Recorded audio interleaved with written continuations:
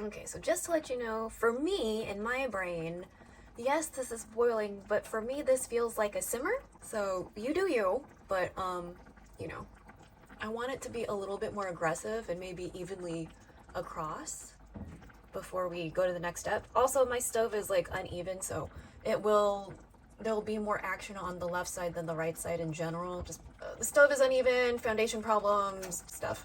Okay, so this is more of what I would consider a boil, right?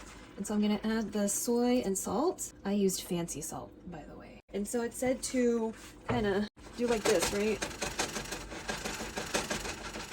All right. I don't have that fancy lid that they were talking about, so we're just gonna cover it, you know?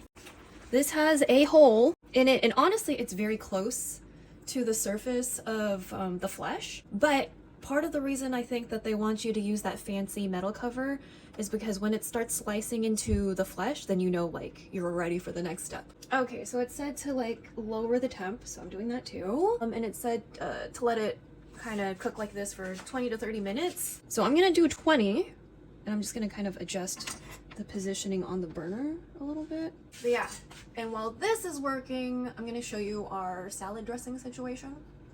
All right, so this is the blue cheese dressing, the vegan bagoong I made a while ago, and the QP Caesar dressing. Very important because the QP Caesar dressing is like literally the most delicious Caesar dressing I've gotten from a grocery store ever. So I'm just mixing it all together so it's more cohesive, right? I don't really want it to be too chunky. Then we're gonna add our romaine. So many dishes to wash today. Now we're gonna add the blue cheese. Ooh, okay. Blue cheese crumbles. Every once in a while I have a craving for blue cheese. It is not something we usually have inside the house, but blue cheese and candied pecans are a really great combination, okay? If you've never tried it, oh, that's a really big clump. It is really delicious together. Because my mom will make like a gajillion, million, billion candied pecans, then not really eat them. So this is how I'm gonna eat them, you know?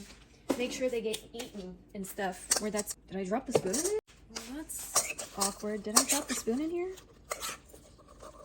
Oh my god. Well, okay. Make sure everything is nicely coated. So Caesar dressing traditionally is made with anchovies. I made bagoong, right? And even though it's vegan, bagoong is supposed to be shrimp, right? Sometimes there's fish ones, which my mom isn't into and I don't feel like exploring because I like the bagoong that I eat.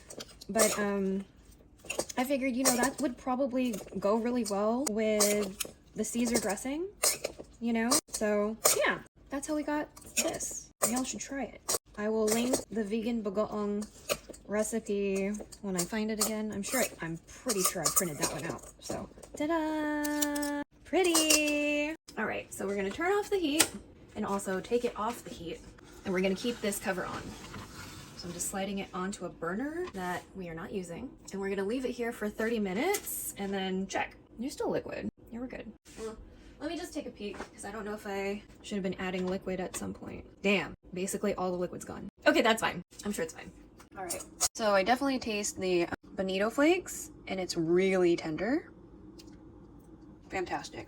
I even went heavy on the sake. I guess that doesn't affect it too much, but you definitely get that bonito flake. Now, this was not the whole kabocha, but it was most of it. So the other pieces of kabocha, I'll probably put them in the oven tomorrow and just eat them roasted like that. So as you can see, not a lot of liquid left over. I probably was supposed to add liquid as we went, but again, that's fine. So there's a little bit of liquid in the container. That should be okay.